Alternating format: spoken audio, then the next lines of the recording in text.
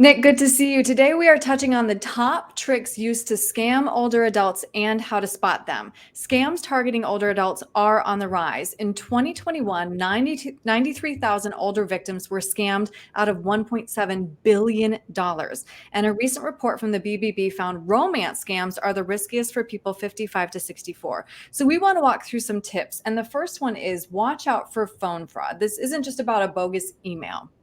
And before we talk about that, it's like, who raised us to even think that this is okay behavior? Who's raised these people to think that it's okay to scam a grandparent out of their money? You'd be surprised how many times this year we've gotten phone calls from people who have been scammed.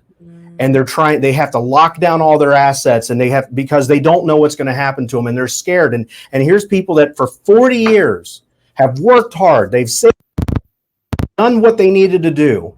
And now they're trying to enjoy their golden years. And then they get scammed from somebody who's sitting behind a computer screen.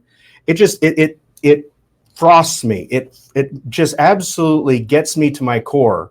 That somebody who has done all this, maybe served in the military, worked, raised families, and then you have somebody who's out there even trying to do this. Yeah, and maybe in heck.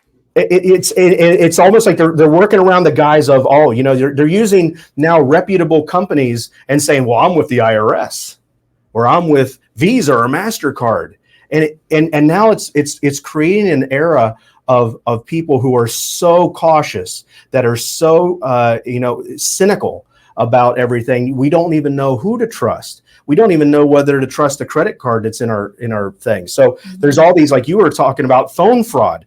I picked off my top 3. Phone fraud things. Number 1 is these tech support scams. These tech support scams. This is one where a representative from maybe Apple or Microsoft, but they're not really. I mean, they're really good at convincing you that that's where they're from, but that's not what it is. They'll claim that your computer or your device is at risk of some sort of virus, and what they'll do is they'll end up tricking you into giving them remote access to your computer, so they can hack into you. And so now, just remember, here's the thing with this: is Apple, those types of companies, they're not going to call you on the phone. And Microsoft is not going to call you on the phone. Yeah, they don't care about you that much. No, they have better things to do, right? They're not doing that. No. And so sometimes you'll have these pop-up ads. That's another thing too, is they'll do these pop-up ads that say, oh, there's a virus on your computer. Click here, takes you to a website, buy this software. You end up giving your credit card information. You end up giving maybe your date of birth. You may be even giving them their signature. And it's not even valid. So you got to be careful about these tech support scams. I got another one, robocalls, right? So this is something where you have a company like the IRS, I already mentioned that, or like Netflix, or maybe your bank. Somebody says, I'm with Chase Bank, or I'm with IRS. And what they're trying to do is tell you, you got to verify your information because you owe the government a lot in taxes, and we can help you. And you end up giving them your personal information, your passwords, your financial information. And so my word of advice, and we'll get to this later on too, my word of advice is if the IRS calls you and you think it might be legitimate, hang up, say, I'm going to call you right back. Don't take their phone number. Don't call their caller ID.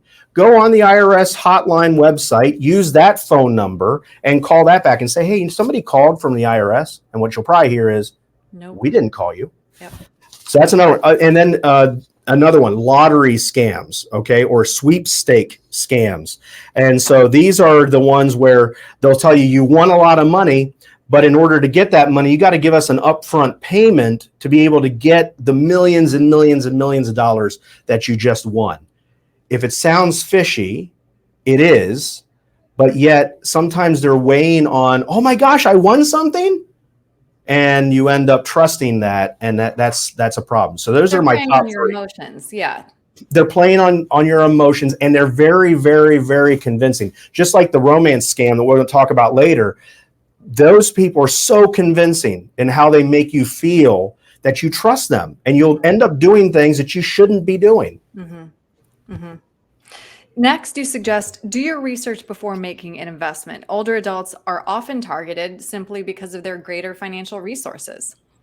what's better for a scammer to do? Target a college student, target a high school student who doesn't have money and has debt and stuff like that. Scammers follow the money. They know that the senior citizens, the older people, are going to have more money, so that's easier place to go. And also that generation was more trusting of people. Mm-hmm. The older people, they tended to trust more. Now the newer generation thinks everybody's out to get them, right? And so that's why they're targeting those older people, and which happens to be our clientele. We see this all the time. You know, our clientele is between the ages of 55 to 70 who are trying to get to and through retirement. And so that demographic of people is who they're hitting, because number one, they have money, and number two, they're in that generation that just trusted a lot. And so you got to have your radar up all the time, especially when it comes to money and things like that. Trust but verify. Mm-hmm. So you did mention these sweetheart swindles. Older adults who are widowed or divorced are often targeted. So this is also known as a romance scam. Mm-hmm. And it's a big deal now, because think about social media. You know, 20 years ago, there wasn't really social media.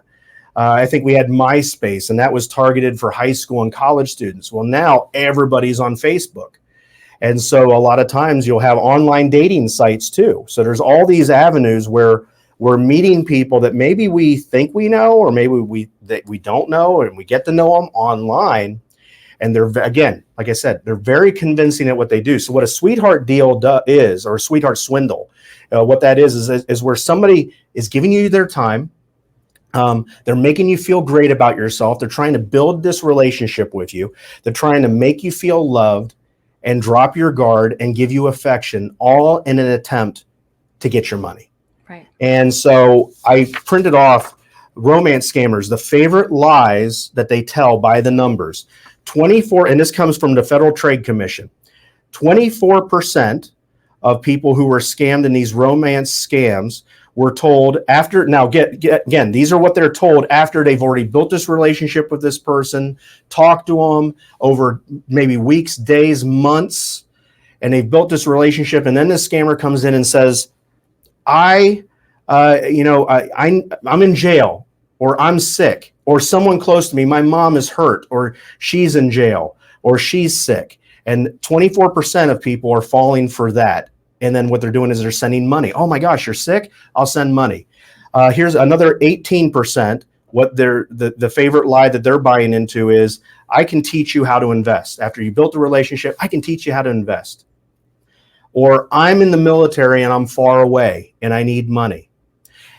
And after you've built a relationship, if you really heard somebody say that, you might believe it.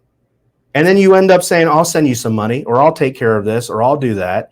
And then that's how you get scammed. Mm-hmm. And so they're going to come back for more because they've already, and here's how to avoid a scam when it comes to a romance scam specifically, is people prefer to move communications away from these dating sites. They use that as an avenue to get to know you, and then they move the communication off so it's not easily tracked. Mm-hmm. They ask a lot of personal questions about you, maybe even to a fault.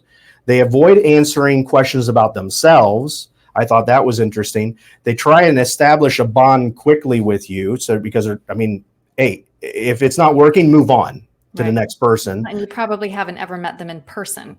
That's exactly. You never meet them in person, or maybe they're not even from this country and they're from another country, and they're like, oh, well, you can come see me, but in the meantime, I need financial help because, things are really bad over here. And so you fall into that trap. And I've even seen some people that will add people that they've never met as primary beneficiary on their accounts, because maybe they're widowed and they're like, oh, you know what? If anything happens to me, you can have my life insurance policy. And it's crazy what we're seeing, but that's that part of this sweetheart swindle romance scam that's happening a lot. In that case, though, Nick, at least you're going to be a second set of eyes on it, because another point that you're trying to make here is, in all these instances, reach out to somebody you trust. I think what happens is people get embarrassed. It's like, oh, I'm embarrassed. I don't want to tell somebody. The only embarrassment is if you fall into a scam and you didn't tell somebody, because then all those years of money that you saved can be at risk. So I just say trust but verify. Don't take anybody's word for it.